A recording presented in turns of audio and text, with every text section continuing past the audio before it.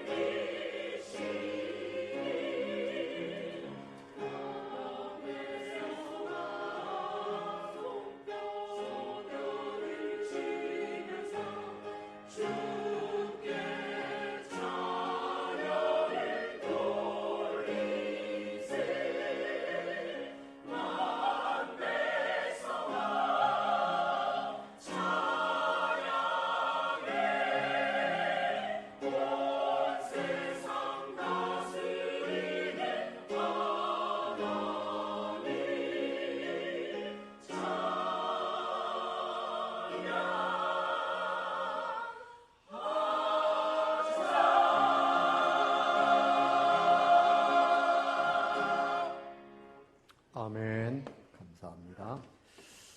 우리 가까이 계신 분들 한번 인사하겠습니다. 반갑습니다. 잘 오셨습니다. 네, 환영합니다.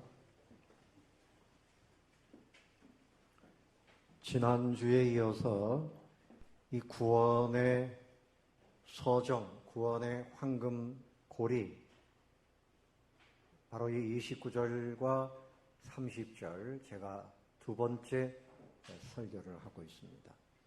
지난주에 말씀의 요지는 하나님께서 창세 전에 우리를 구원하시기로 선택하시고 예정하셨다. 집을 지을 때도 미리 설계도가 있어야 집을 짓고, 하나님이 천지 만물을 만드실 때도 무작위로 하신 것이 아닌데, 사람을 지으시고 특별히 구원하는 일에 하나님의 계획, 하나님의 예정이 있었다. 그래서 누구를 구원할 것인가? 하나님이 창세전에 예정하셨는데, 그 안에 저와 여러분이 그렇게 은혜를 입어서 선택된 줄로 믿습니다. 분명한 증거는 구원받을 사람에게는 예수님을 구주로 믿는 믿음을 선물로 주십니다. 여러분에게 질문합니다. 여러분 예수님 구주로 믿습니까?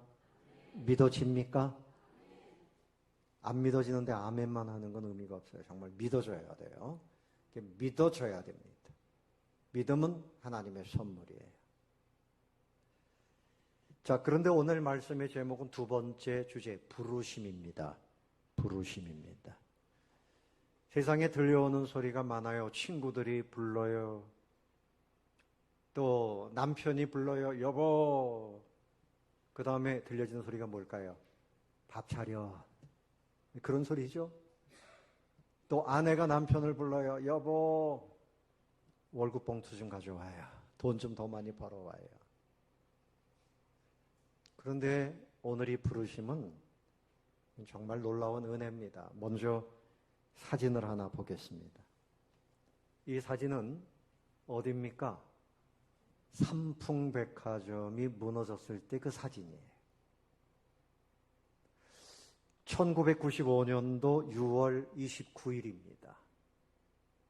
이때 무너져서 죽은 사망자가 502명, 그리고 부상자가 937명. 그 외에도 실종이 됐는데 찾지 못한 사람도 있겠죠. 저는 이때 이 삼풍백화점이 무너지기 2달 전에 바로 인근에 있는 장로님 가정에 신방을 하고 저 삼풍백화점 안에 아주 멋있는 한정식 식당에서 식사를 했어요. 그때 앉아서 무슨 생각을 했는가 하면 멋있다, 화려하다, 참 좋다. 그랬는데 이 식당이 2달 후에 무너졌다는 거예요. 그 권사님 그날 목장 예배가 있어가지고 전날이 금요일이에요. 오늘 목장 예배 이제 대접할 과일이나 이런 음식을 좀 준비해야 되겠다. 머리 감고 가서 사와야 되겠다. 머리 감고 있는 그 순간에 무너졌대요. 여러분, 우리가 살면서 이런 사고를 만나지 않는 것이 은혜지만 우리가 이 땅에서 평안하다, 괜찮다 하고 있지만 하나님이 한번 심판하실 땐 모든 것이 다 무너지고 맙니다. 제가 그 얘기를 하려고 하는 것이 아니고 이런 중에 하루 만에 11일 만에 그 땅속에 갇혀있던 한 사람, 최명석이라고 하는 사람 21살 됐는데 여러 생환자가 있는데 이 사람의 얘기를 하겠습니다. 이제 무너지니까 콘크리트 더미 사이에 요만큼 삼각형으로 되어 있는 그곳에 갇혀 있었어요. 10하루 동안 깜깜합니다. 먹을 것이 없습니다. 이것이 언제도 무너질지 몰라요. 공포가 가득했습니다. 230시간 버티는데 천정에서 떨어지는 그 물방울, 그것을 받아가지고 마시고 먹을 것이 없어서 주변에 있는 종이를 그 물방울에 적셔가지고 그걸 씹어 먹으면서 10하루를 버텼어요. 근데 어떻게 그가 살아날 수 있었는가 하면 이 구조대원들이 파고 들어갑니다. 그래 그 사람 가까이에 가가지고 거기 누구 있어요? 누구 없습니까? 이 소리를 들은 거예요. 그 부름의 소리를 들은 겁니다. 최명석이라고 하는 이 청년이 여기 사람 있어요. 힘 빠진 소리로 그가 말을 했고 그래서 구조가 된 겁니다.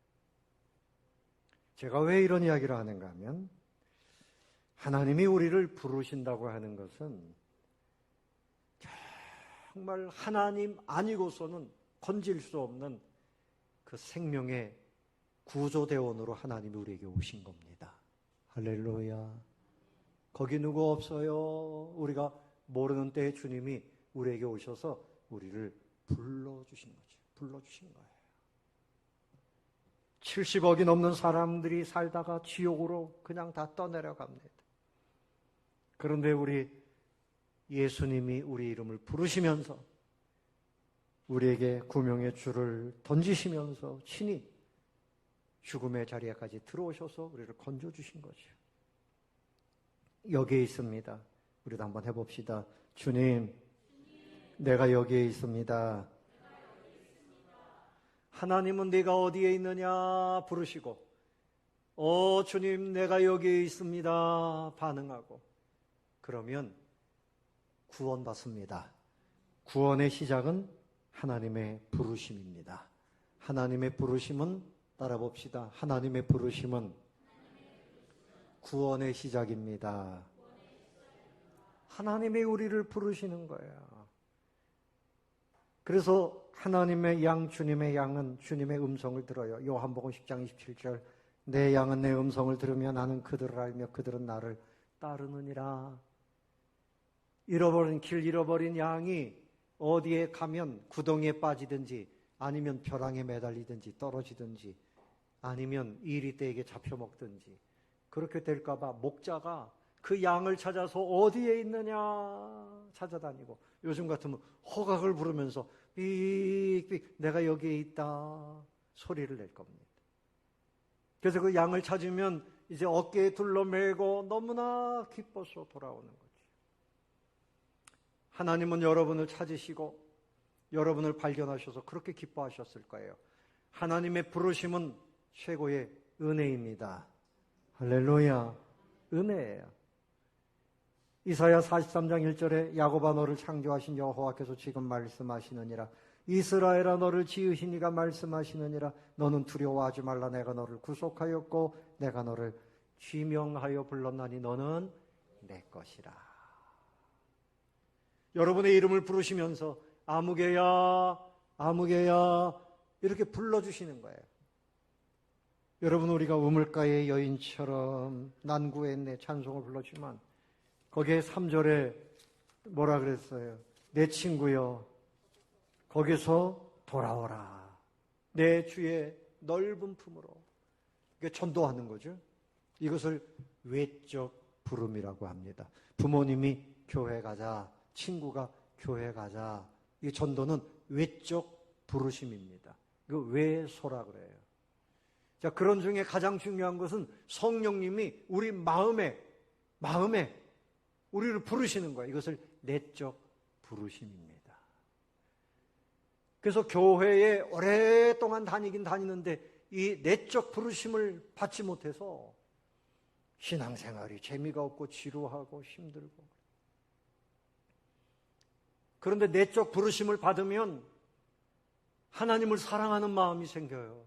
자원하는 마음이 생겨요. 저는 초등학교 때 성탄절 때만 가끔 교회를 가서 왜 갔는가 하면 빵을 주더라고요. 그날은. 빵을 많이 먹을 수 없던 때 빵도 주고 연극도 하고 그러니까 구경 가자. 그렇게 갔어요. 제가 중학교 1학년, 2학년 때까지도 교회에 그렇게 관심이 없었어요. 근데 3학년 말쯤 되니까 교회 가고 싶은 마음이 제 마음에서 막 불같이 일어나는 거예요. 이게 뭔가 하면 누가 부르시는 거예요? 하나님이 제 안에서 부르시는 거죠. 고등학교 들어가고 이제 열심히 공부해서 대학 갈 준비를 해야 되는데 제 관심은 교회 가는 것이 더 좋았어요. 학교 가는 것보다 교회 가는 것이 더 좋았어요. 마음이 뜨거워지고 교회 가면 그렇게 좋을 수가 없어요. 하나님이 그렇게 부르신 거죠. 그리고 5년이 지난 다음에는 또다시 사명자로 부르셨어요. 근데 그 배후에 누가 있었는가 하면 제 영혼의 구원을 위해서 기도하던 우리 큰 누님이 있었어요. 저와 우리 가족들을 위해서 하나님이 불러주시옵소서 계속 기도하던 중에 성령님이 저를 불러주셨던 거지요. 여러분도 부모님 몸속에서부터 교회 다니던 분도 있고 또 여러 가지 사건을 통해서 교회 나오시고 연세가 드셔서 나오셨지만 그 외적 부르심뿐만이 아니라 내면에 누가 불러주신 거예요? 하나님이 불러주신 은혜를 믿으시기 바랍니다.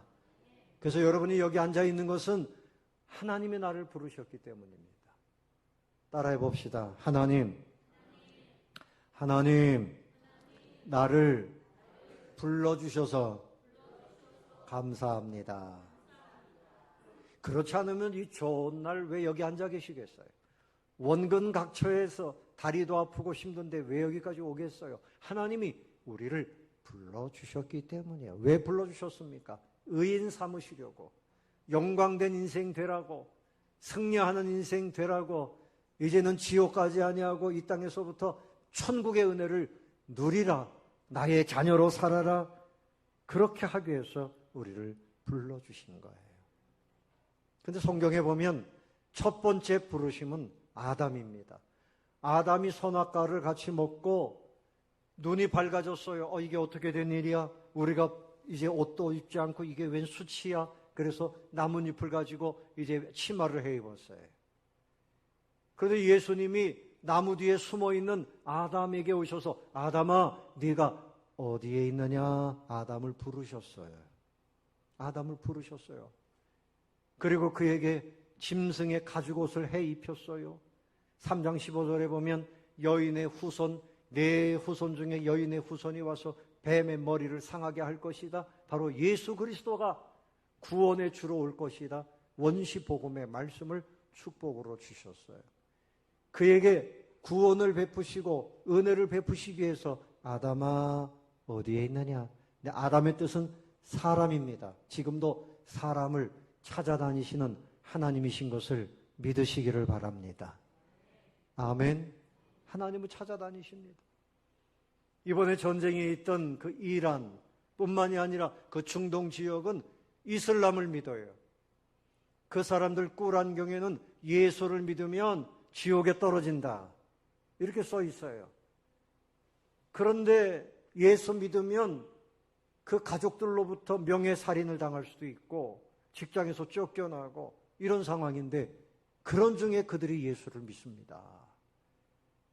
그래서 이란에 지금 예수 믿는 사람들이 한 500만 명이 된다 그래요. 어떻게 예수를 믿을까요? 누가 전해서가 아니고 꿈에, 언제? 꿈에 예수님이 나타나신대요. 내가 예수다. 꿀안경에 나를 믿으면 지옥에 떨어진다고 적혀 있지만 그게 아니야. 나를 믿으면 구원받을 수 있다. 3번씩 나타나신다. 예수님을 만나고 예수님의 부르심을 받은 사람들이 예수님을 믿는 거예요. 그래서 수백만 명이 중동 지역의 나라마다 많은 사람들이 예수님을 믿습니다. 복음을 전하면 그 복음을 듣고 부르심을 받기도 하고 여러 가지 상황 속에서 부르심을 받는 거예요. 성경의 두 번째 대표적인 부르심은 아브라함을 부르셨어요. 창세기의 역사를 보면 이제 아담과 하와가 범죄했죠. 3장. 그 다음에 5장, 6장으로 넘어가면 사람들이 그냥 시집가고 장가가고 쾌락에 빠지고 그래서 하나님께서 인생을 지으신 것을 한탄하시다가 물로 심판하셨어요. 무슨 심판입니까? 노아의 홍수 심판. 무슨 심판? 여러분 아침 드셨어요? 왜 이렇게 기운이 없어요? 무슨 심판? 노아의 홍수 심판. 그러니까 계속 범죄하고 그런 중에 노아의 가족을 구원해 주셨더니 노아의 아들들을 통해서 새로운 민족이 생겨지더니 11장에 가니까 또 바벨탑을 쌓아요. 또 범죄합니다. 인간이 하는 일은 계속 범죄하고 죄악이 가득한 때에 하나님이 대표적인 인물을 부르시는데 12장에 가서 아브라함을 부르십니다. 저 하란 땅에 있던 아브라함, 우상을 만드는 공장, 그러니까 이 사람도 역시 우상을 섬기고 죄악 가운데 있었는데 하나님이 그를 부르셨어요. 12장 1절야에 보면 여호와께서 아브라함에게 이르시되 너는 너의 고향과 친척과 아버지의 집을 떠나 내가 네게 보여줄 땅으로 뭐라고요? 가라. 내가 너로 큰 민족을 이루고 네게 큰 복을 주어 네 이름을 창대하게 하리니 너는 복이 될지라. 누구를 부르셨다고요? 누구를 부르셨다고요? 아브라함을 부르셨어요. 그래서 이제 이때부터 죄악 가운데 있던 인생들을 하나님이 부르십니다. 대표적으로 이스라엘을 만드시고 그리고 온 세계 만민을 계속 부르십니다. 그런 중에 대한민국에 살고 있던 저와 여러분도 하나님의 부르심의 은혜를 입은 것입니다. 할렐루야. 너무너무 감사하죠. 선교사님들이 이 땅에 와서 복음을 통해서 우리를 부르신 거예요. 그래서 부르심을 받지 못하면 그 죄악의 자리, 고통의 자리, 심판의 자리에서 그냥 그렇게 살다가 결국은 지옥 유황불 속에 떨어지고 마는 거예요. 최명석 씨가 열 하루 만에 구조대원의 소리를 듣고 누구 없어요? 그가 그날 살아났습니다. 그것도 기적이죠. 그러나 하나님이 여러분을 지명하셔서 정하신 때에 여러분에게 오셔서 나에게 오너라. 너에게 생명을 준다. 구원을 준다. 천국을 준다. 나와 함께 생명의 인생, 영광된 인생, 진정한 기쁨이 있는 인생을 살자꾸나 부르시는 이 은혜에 감사하시기를 축원합니다. 믿으시기를 축원합니다. 감사해야 돼요. 내가 부르심을 입었다. 누구로부터? 하나님으로부터. 뭐 대통령이 한번 만납시다 그러면 뭐 좋은 일이 있나 보다 할 거예요. 돈 많은 회사 회장님이 한번 만납시다 그러면 어이구 나를 좀 도와주시려고 하나 보다 막 그런 생각하지 않겠어요? 그렇죠? 예? 총각들 아주 예쁜 탤런트가 좀 만납시다 이러면 좋지 않겠어요? 막 마음이 설레지 않겠어요? 내가 장가가나 보다 그럴 거 아니에요? 응? 누가 나를 불러주는가? 세상에서는 돈이 우리를 부릅니다. 돈에게로 가까이 오너라. 쾌락이 부릅니다. 쾌락에게로 오너라. 내가 너를 행복하게 할 것이다. 그러나 여러분 하나님이 우리를 부르시는 것은 우리를 온전하게 변화시켜 주시고 끝까지 복된 삶을 살게 하시기 위해서 책임져 주시기 위해서 부르시는 것입니다.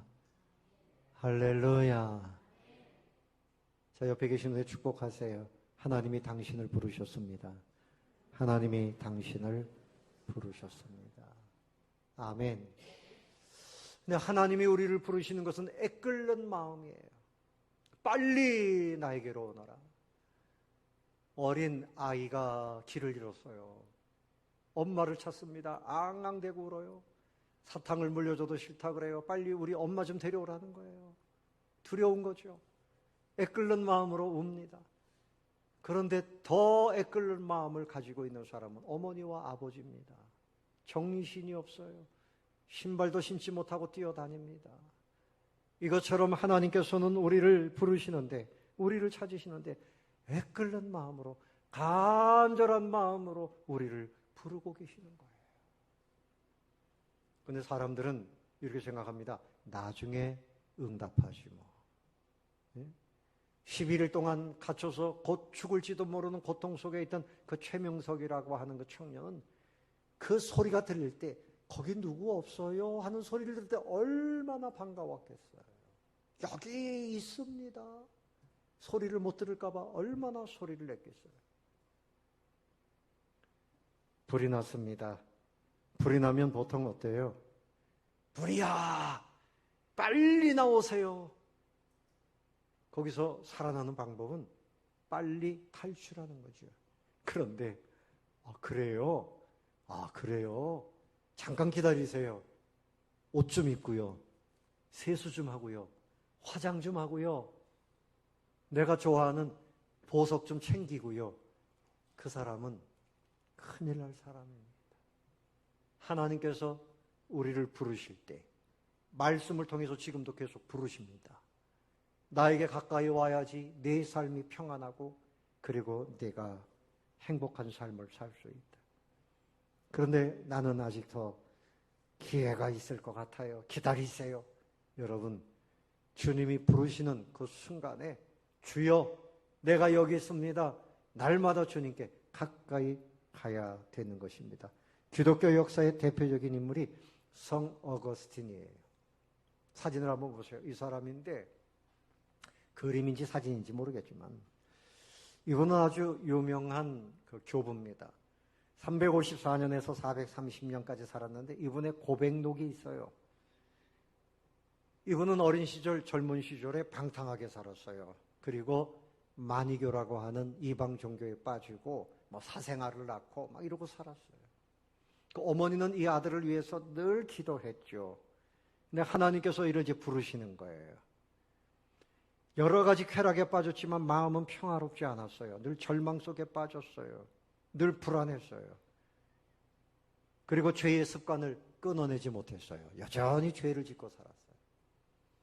교회 나오지만 그런 분들이 있습니다. 마음이 평안하지가 않아요. 그리고 여전히 죄를 먹고 살아요.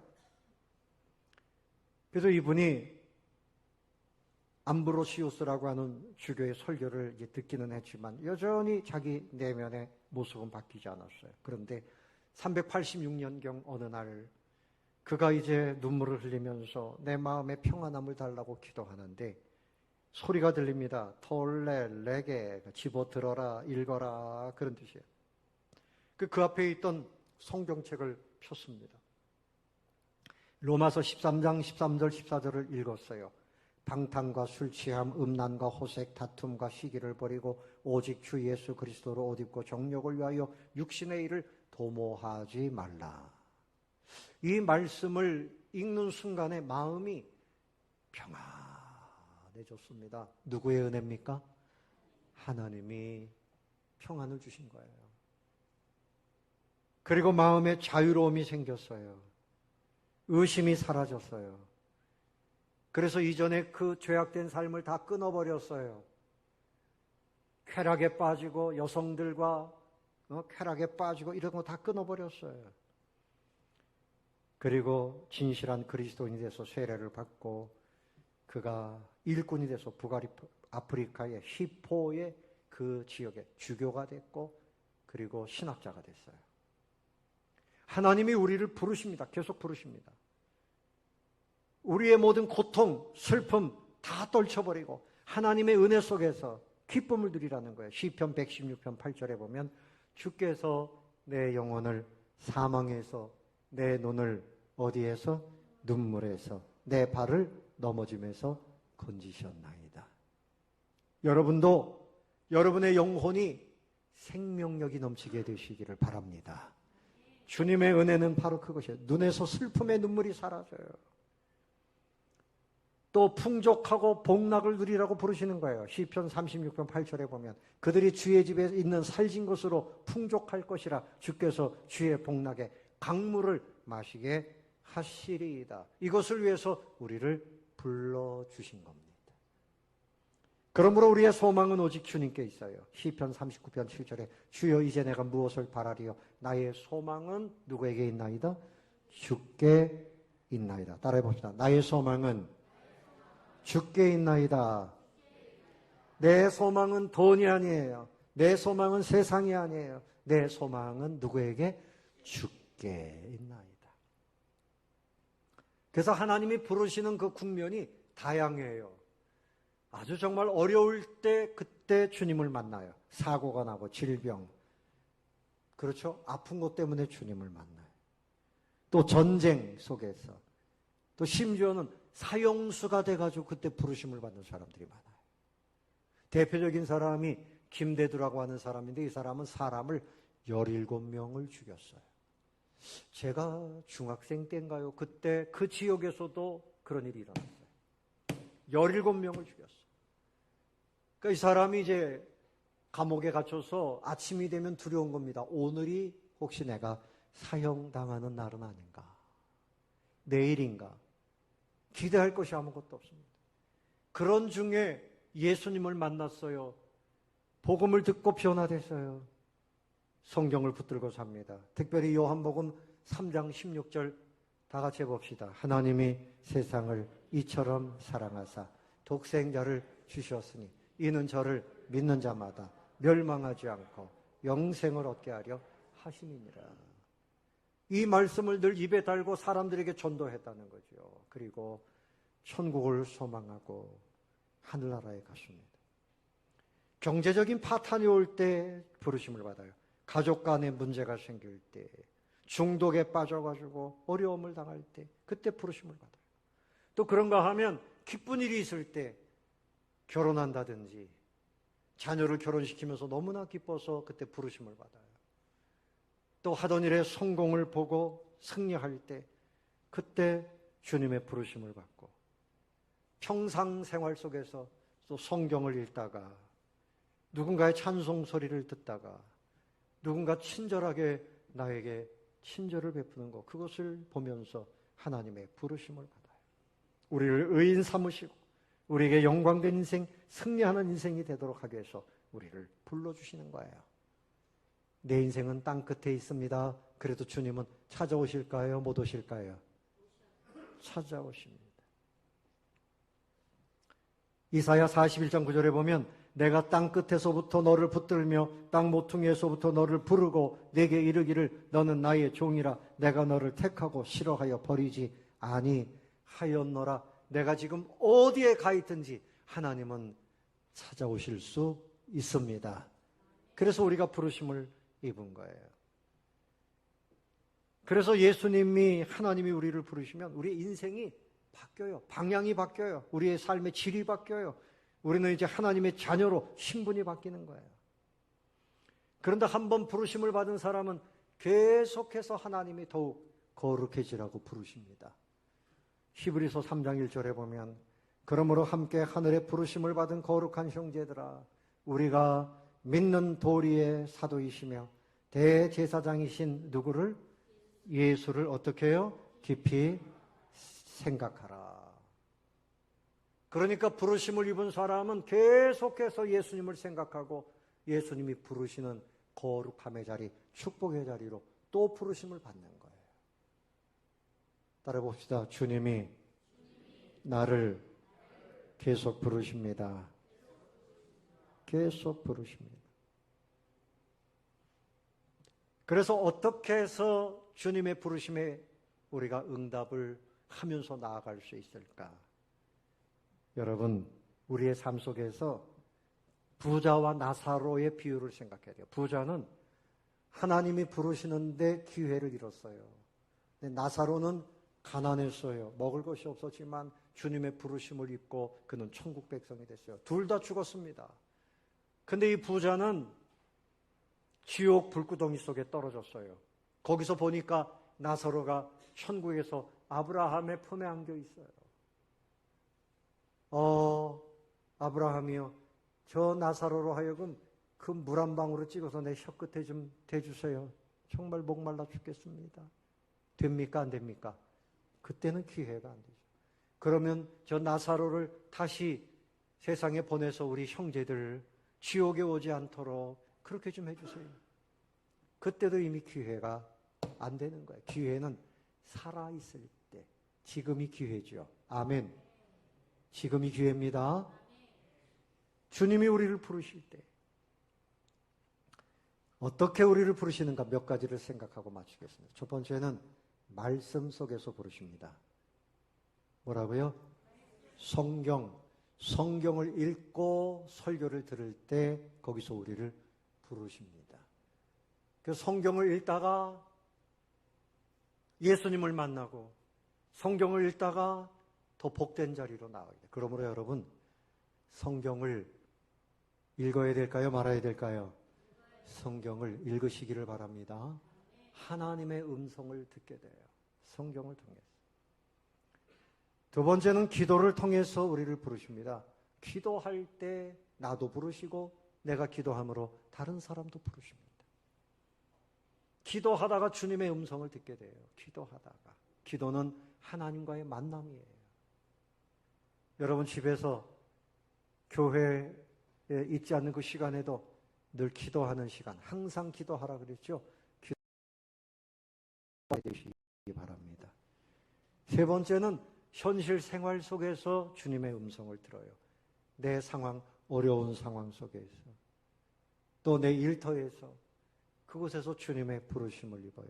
또 그런가 하면 사람을 통해서 부르심을 받아요. 전도를 통해서, 그 사람의 그 귀한 간증을 통해서. 그래서 부르시는 주님의 음성이 우리에게 있는 거예요. 그러므로 여러분, 우리가 사모하고 감사할 것은 주님의 부르심입니다. 아멘. 세상 사람들이 놀자, 놀러가자, 그거 여러분 망하게 하는 부름이죠. 하나님이 우리를 구원하시고 우리를 더 복되게 하시기 위해서 날마다 찾아오십니다. 그 주님의 음성을 기도하면서 들으시고, 말씀을 통해서 들으시고, 예배를 통해서 들으시고. 여러분 새벽 기도를 제가 여러분들에게 새벽 기도 합시다, 여러분들에게 무거운 짐으로 여러분 그냥 고생하게 하려고 하는 거죠? 예? 목사가 아주 못돼가지고 그렇게 하는 거죠? 맞아요? 그 여러분 아는 분들은 나는 암만 그래도 새벽 기도 안 해요. 조금만 피곤하고 몸이 좀 아프고 바쁘고 그러면 아이코 잘 됐네. 예? 기도 안 할 명분이 생겼네. 그래가지고 예? 여러분 기도하면 그 새벽에 누구를 만나는 거예요? 누구를 만나요? 왜 대답을 못 하십니까? 누구를 만나요? 근데 왜 새벽을 안 깨워요? 왜 새벽을 멀리합니까? 새벽은 여러분의 삶에 그날에 복을 주시는 날이에요. 도와주시는 날이에요. 그 시간이에요. 이래서 못해요. 저래서 못해요. 그 사람은 주님의 부르심을 거절하는 사람입니다. 어떤 사람이 주님의 부르심에 순종할 수 있을까? 겸손해야 돼요. 은혜를 사모하는 사람이 주님의 부르심을 따라갈 수 있어요. 깨끗한 마음으로, 겸손한 마음으로 주님의 음성을 사모하고 주님의 부르심과 도우심을 따라가는 이런 승리하는 신앙인들이 되시기를 바랍니다. 축원합니다.